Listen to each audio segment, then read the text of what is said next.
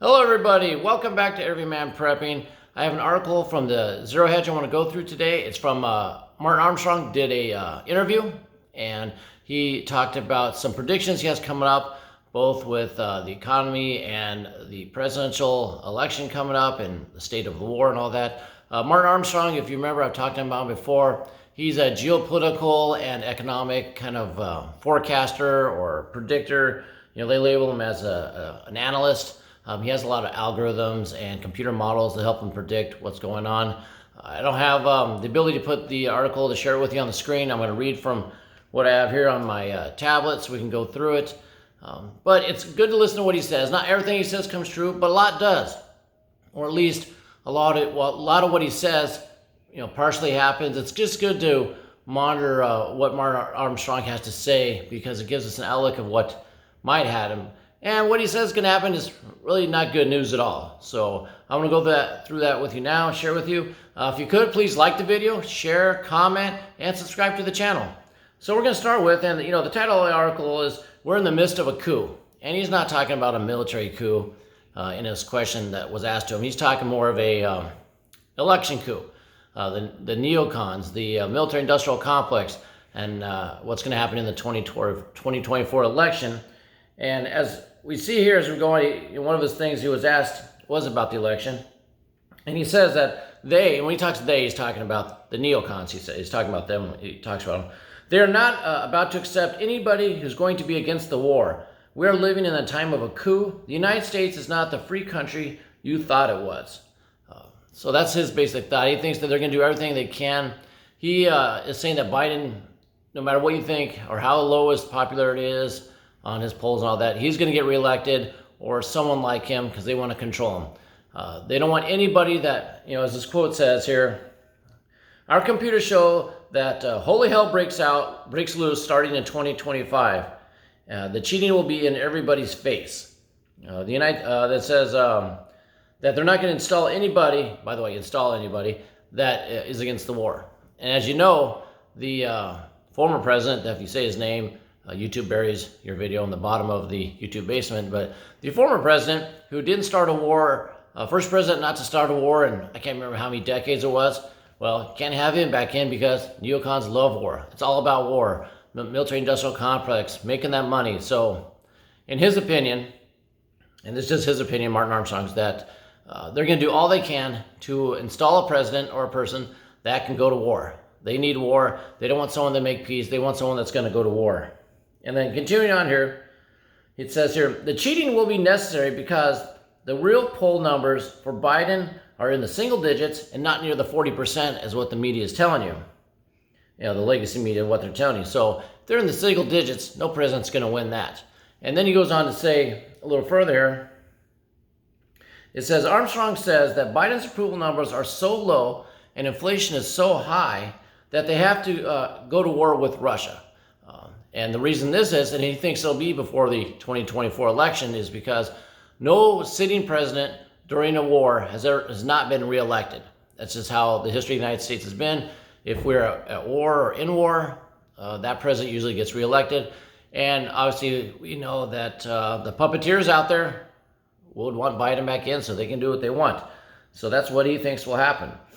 He said, "No way are they going to allow a free election." By the way, YouTube police out there, this is a quote from the man, not something I'm saying here. So, quote, "No way they're going to allow a free election. If you think the CIA cannot rig a vote, I don't know what planet you're living on," unquote. So that's coming from him.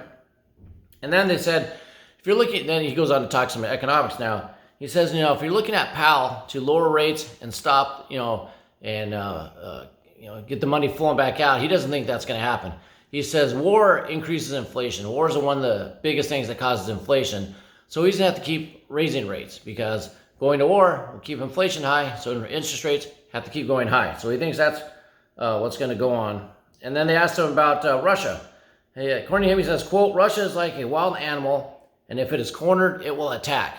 So he's looking, for them to go to war with Russia, corner it, make them war. Now, I think there's another possibility also, not just with Russia that they would like war with. I think it's China. And it'll be before 24th election. But it won't be because the United States want to go to war with China, because I think they know they will have a hard time and maybe even lose. So I don't think they're looking to pick a fight with China. But I think China will want to go to war, try to grab Taiwan, take it back before the election. They don't want the, the unknowns of an election and who might come into power, what might happen after 2024 election. So I see them trying to grab Taiwan before then. So with the United States, or what Martin Armstrong saying is, the United States might look to enter war with Russia before the election, and I think China will try to take Taiwan before that. We could see the United States on a two-front war before the election or during the election, like by next November. That's why, according to this, his computer models say, 2025 will be horrible. Well, yeah, if we're in two wars, it's going to be horrible, and that's hopefully what you're getting ready for. And then let's see, what else do we got here? He's talking about the sovereign debt and the amount of debt we have. He says he doesn't see them defaulting on the debt. He doesn't see that as happening.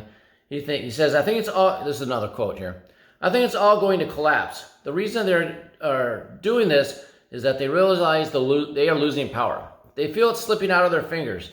The more that happens, the more aggressive they become. And that's what it's all about. And then it goes on. So like I said, I'll put this article in the link so you can see it below. But, basically coming from Martin Armstrong, we're going to see continuing inflation. Oh, that's one thing. I didn't go there. He has a stat about inflation here. Let me see that. They asked him about inflation, and he says, inflation is subsiding a little bit, but he thinks it's basically over 26%, it says here. So, I know they're telling us 4 or 5%. He thinks it's at 26%. I know a lot of other people also, myself included, think it's over double digits. And, if we go to this war, it's not going to go down. It's going to keep going up, and interest rates are going to go up along with that. So taking all this into account, you have a third party, Martin Armstrong here, saying, the election, in his mind, his opinion, no way it can be fair. Third party organizations are going to get involved. The neocons are going to install someone that will probably take us into war either at the election or even before. I think China will take that opportunity with the, especially if they see us getting into direct fighting with Russia, that they'll take the opportunity and they will, go after Taiwan. You're not going to win a two-front war. Germany tried that in World War II. How'd that go for them? United States is going to lose that, two-front war. They got the war of the U.S. dollar going on. Saudi Arabia is talking about cutting oil supplies coming this summer. The Strategic Petroleum Reserve is all-time low. They're draining it. He's not refilling it. Oil is low right now. Why not refill it? No, they're draining it. So that's going to be an issue. So in all respects, it's not looking good. So what do? You keep doing what you're doing. You take reports like this, you share them with people that might not believe it. Maybe eventually it'll click for them. Maybe they'll start getting a little food set aside, a little fuel, a little medical, a little clothing. They'll start doing that. Like I said, the more people that put stuff aside, and they don't even have to be, hardcore preppers ready for years with this stuff. Just that, your normal friends and family have a little. That puts less pressure on everybody and less chaos when things start going bad. I mean, we hit a war with Russia, China. It's not going to be one of those like World War, I or II or Vietnam where it's not on our shores. Yeah, I know World War II we had, Pearl Harbor. That was, debatable about why that happened. That's another video for another time. But as for continental U.S., boots on the ground, attacks here, no, hasn't happened. But with Russia and China, I think it will. I don't know if you'll see boots on the ground here specifically, but you don't need boots on the ground. They could do cyber, they could do financial, they can do EMP, they could, cut those cables in the ocean we've talked about. There's a lot of other things that can be done without actual attacks on the ground here in the United States to, put us on our knees. In fact, Martin Armstrong's talking about, that you corner Russia enough, they take enough losses, you send enough money and arms and everything over there to Ukraine, they're going to strike back. Maybe they go nuclear. Maybe they're fed up with it because they think they can win a nuclear war, and maybe they can. Maybe they have a strategy that'll work. And even if it might lead to a lot of destruction in the world, they might think they can win it, and they might try. Who knows? Just keep this information. Like I said, keep your preparing. Gradually, little by little. I know a lot of people out there are really hurting financially, so the little you can do, Try to cut, if you're really hurting, try to cut something out.